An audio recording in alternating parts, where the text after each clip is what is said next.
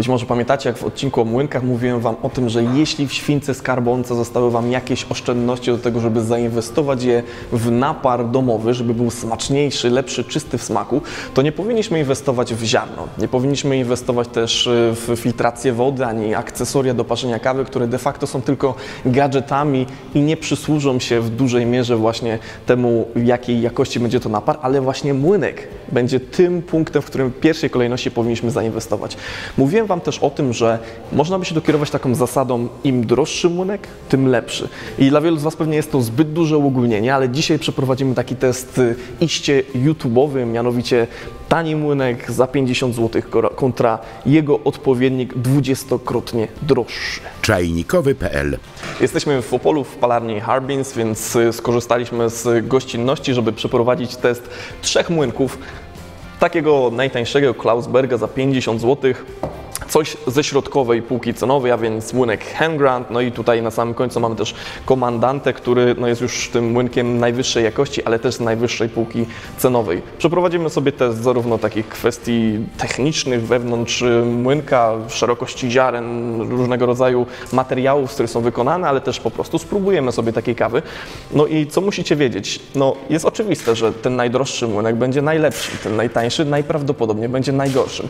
I nie o to chodzi w tym eksperymencie. Chciałbym, żebyśmy zwrócili uwagę na to, dlaczego tak jest i żebyście Wy, oglądając ten odcinek, mogli stwierdzić, który z młynków jest idealnym młynkiem na Waszą kieszeń i na Wasze zapotrzebowanie.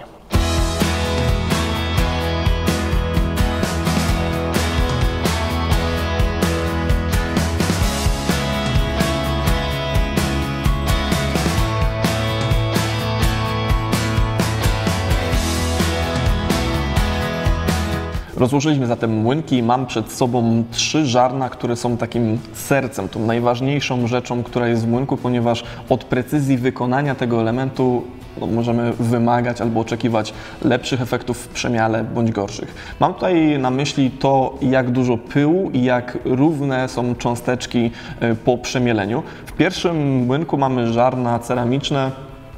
Żarna ceramiczne charakteryzują się przede wszystkim tym, że ta dokładność wykonania ich nie jest zbyt dobra. No i przede wszystkim te krawędzie nie są aż tak bardzo ostre, więc mamy do czynienia z rozkruszaniem ziarna, a nie tyle cięciem go na drobinki, co powoduje, że po pierwsze są one nierówne. Tam, gdzie ziarno pęknie, to jedne drobinki są większe, drugie są mniejsze, a po drugie właśnie tego pyłu jest bardzo dużo. Młynek ze środkowej półki cenowej, czyli te gdzieś około 300-400 zł, również posiada żarna ceramiczne, troszeczkę większe. Tutaj warto zwrócić uwagę na to, że ten kolor też jest inny, natomiast wciąż jest to ceramiczne żarno, które nie grzeszy precyzją. No i można powiedzieć, że też bardzo dużo pyłu, przynajmniej w teorii, co sobie też zaraz sprawdzimy, powinien taki młynek wyprodukować. Zupełnie inaczej jest w przypadku młynka Komandantę, który charakteryzuje się stalowymi żarnami i tutaj już tak naprawdę mamy do czynienia z bardzo dużą precyzją wykonania. Taką ciekawostką, myślę, która pokazuje, z jakim pietyzmem podchodzą do tematu, jest to, że te żarna są najdroższym elementem z całego młynka, czyli niesamowicie wytrzymała stal, niesamowicie ostre żarna. Tak de facto, jeśli byśmy tutaj popróbowali gdzieś palcem przejechać, można się nawet takim żarnem skaleczyć. Chodzi generalnie o to, że ziarno nie jest tutaj rozkruszane, tylko cięte bardzo precyzyjnie na takie drobinki, w jakie sobie ustalimy. Sama konstrukcja młynka jest również bardzo istotna, bo nie chodzi tylko tutaj o precyzję żaren, ale też stabilność żaren względem siebie. Jeżeli mówimy o tych młynkach, które są najtańsze, najczęściej jest tak, że te żarna gdzieś tam latają względem siebie, więc takim najprostszym sposobem na to, żeby sprawdzić, czy młynek jest dobrej jakości, względnie stabilny, jak chodzi właśnie o równość przemiału, można po prostu wziąć taki młynek, potrząść troszeczkę, jeśli usłyszymy, że tam coś w środku drga, że tam się coś o siebie obija, to takie żarna najczęściej po prostu są mało stabilne. Zupełnie inaczej mamy do czynienia, zupełnie inną sytuację mamy do czynienia właśnie w młynkach lepszej jakości. Tutaj te ziarna są bardziej stabilne, więc właśnie za to płacimy. Stąd ten młynek jest w środkowej półce cenowej, mimo tego, że dalej mamy do czynienia z ceramicznymi ziarnami, no to stabilność ziaren jest już tutaj dużo większa. Hengrand tutaj jeszcze wykorzystuje taką technologię przekładni, dzięki czemu nie robimy ruchów na boki, które mogłyby destabilizować ten pion samego górnego ziarna, tylko mamy tutaj taką korbkę, która działa na zasadzie właśnie przekładni. Całość obraca się nam tutaj ładnie, bez jakichś dodatkowych drgań na boki. Zupełnie inną technologię zastosował tutaj Comandante, gdzie mamy w środku już łożyska, takie bardzo profesjonalne łożyska, które no, dosłownie idealnie stabilizują nam cały ziarno względem drugiego. No i jak widzicie, tak naprawdę wszystko obraca się tutaj idealnie gładko i nie mamy do czynienia z żadnymi jakimiś tutaj nierównościami, jakimiś wahaniami jednego ziarna względem drugiego, więc również jeśli kupujecie młynek i chcecie zwrócić uwagę na jakość przemiału, to zwróćcie uwagę na to, jak stabilne jest jedno ziarno względem drugiego. Z pewnością bardzo ważnym argumentem dla wielu z Was jest wygoda użytkowania. I tutaj można wyróżnić przede wszystkim młynek Hengrand ze względu na to, że nie trzeba go rozkręcać, żeby zmieniać ustawienie ziarna. Wystarczy tutaj tym pierścieniem skręcić ziarna albo właśnie rozszerzyć je, jeśli chcemy uzyskać zupełnie inny stopień zmielenia. Jest to takie rozwiązanie, które było inspirowane obiektywami aparatowymi, ale mamy tutaj właśnie tą przekładnię, która zwiększa wygodę użytkowania, dzięki temu, że cały młynek jest bardzo stabilny, po prostu mieli się bardzo wygodnie. W młynkach tego rodzaju, tak jak właśnie w Comandante czy w Klausbergu, musimy rozkręcić całość, żeby wejść do środka, no i dopiero tamte ziarna odpowiednio skalibrować względem naszych wymagań. Bardzo ważnym elementem jest również długość rączki. Jak się pewnie domyślacie, zmielenie kawy na młynku typu Klausberg, gdzie mamy naprawdę bardzo krótką rączkę, jest dużo trudniejsze niż w sytuacji, kiedy mamy dużo większą dźwignię, która umożliwia nam precyzyjną pracę, ale przede wszystkim też nie męczymy się tak szybko, a więc wybierajcie te młynki, które mają dłuższą rączkę, jeśli Waszym priorytetem jest wygoda użytkowania.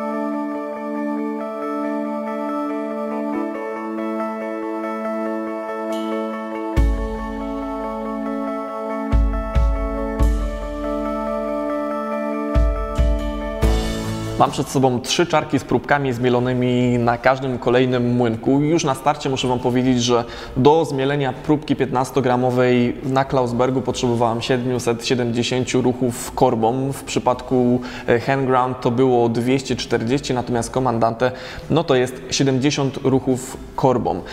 Jak chodzi o wygodę, no to oczywiście najwygodniej mieliło się na Comandante, ponieważ te ziarna dosłownie wcinają się w każde ziarenko, no i nie ma tutaj takiej potrzeby mocowania się z tym, żeby ziarna spowodowały pęknięcie tego ziarenka. Przesiejemy sobie za sekundkę te wszystkie próbki, żeby sprawdzić, ile pyłu każda z nich ma, no i na samym końcu wykonamy test smaku, zaparzając każdą z próbek osobno.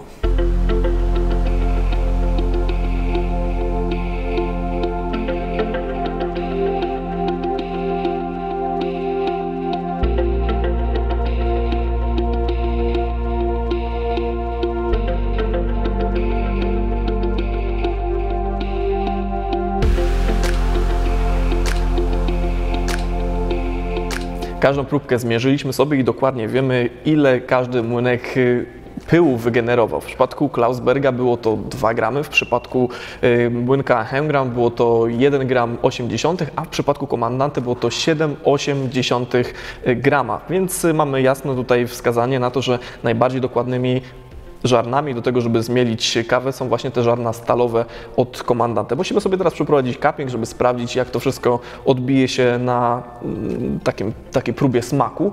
Pył oczywiście odsypaliśmy, w każdej czarce mamy dokładnie tyle samo gramów kawy. Musimy uzupełnić jedynie je wodą.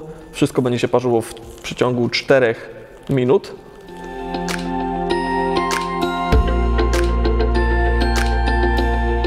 Zanim kawa się zaparzy, już można pokusić się o pewne podsumowanie. Dla osób, które nie chcą wydawać wielkiej fortuny na młynek i nie interesuje ich picie kawy z różnych stron świata, szczepów, obróbki, uważałem, że to jest fanaberia. Myślę, że młynek Klausberg będzie odpowiednim wyborem. Jest to młynek, który kosztuje 50 zł, a musicie wiedzieć, że akurat jego atutem jest właśnie cena, ponieważ na rynku jest bardzo dużo młynków, które mają dokładnie taką samą konstrukcję. Możecie je kupić za gdzieś około 190-180 zł. Natomiast taki młynek, dokładnie praktycznie taka sama konstrukcja, dokładnie takie same żarna, natomiast koszt to jest 50 zł. Dla tych wszystkich osób, które nie mają jakichś wygórowanych i dużych wymagań, Klausberg będzie odpowiednim wyborem. Idąc dalej, jeśli już mamy większe fundusze na to, żeby przeznaczyć je na młynek, myślę, że Hengrand to jest kolejny wybór dla osób, które nie chcą wydawać wielkiej fortuny, natomiast chcą mieć po prostu w miarę równy przemiał. Tak jak przypomnę tutaj, głównym atutem Hengrandu jest to, że jednak żarna są stabilne względem siebie, więc drobinki nie różnią się aż tak znacznie. To jest przedział 300-400 zł, jeśli właśnie taki mamy budżet, myślę, że ten młynek jest godny polecenia. Natomiast dla osób, które chcą bardzo dobrego przemiału i chcą naprawdę mieć pełną kontrolę nad tym, jakiej wielkości są drobinki, myślę, że to te osoby na pewno skusi młynek Comandante. Trzeba za niego zapłacić troszeczkę więcej, 20 razy więcej niż ten najtańszy odpowiednik. Natomiast mimo wszystko, z całą pewnością mogę powiedzieć, że jest to godne swojej ceny i cała precyzja wykonania, jakość tych elementów jest już widoczna na pierwszy rzut oka, więc wystarczy, że chwycimy 2 młynki do ręki i już wiemy, że ten musi być droższy. Sprawdźmy w takim razie, jak to wyszło w teście smaków. Musimy sobie przełamać każdą próbkę, spróbujemy i na samym końcu pokuszę się również o werdykt, czy wyszło to po prostu w naparze.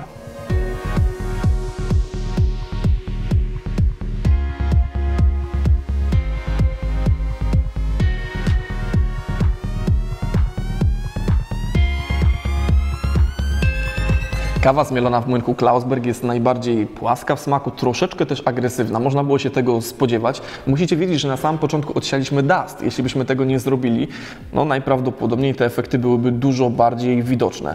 Pytanie jest takie, czy dla Was, jako dla użytkowników młynka, jest istotne aż tak bardzo działanie na tych niuansach? Jeśli nie jesteście coffee geekami, jeśli nie kupujecie jakiejś specjalistycznej kawy, priorytetem będzie przede wszystkim to, aby mielić kawę tuż przed zaparzeniem.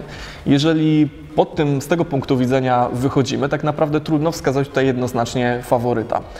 Warto przeznaczyć jak najwięcej pieniędzy na młynek, ponieważ daje to jakość przemiału, natomiast nie każdy ma takie zapotrzebowanie. Sami musicie zatem zdecydować, który młynek dla Was w tym zestawieniu jest tym zwycięskim. I oczywiście podzielcie się, jakiego młynka w domu używacie, czy używacie. Być może jesteście teraz na etapie wybierania młynka właśnie do domu i ten film w jakiś sposób może Wam pomóc w tym wyborze.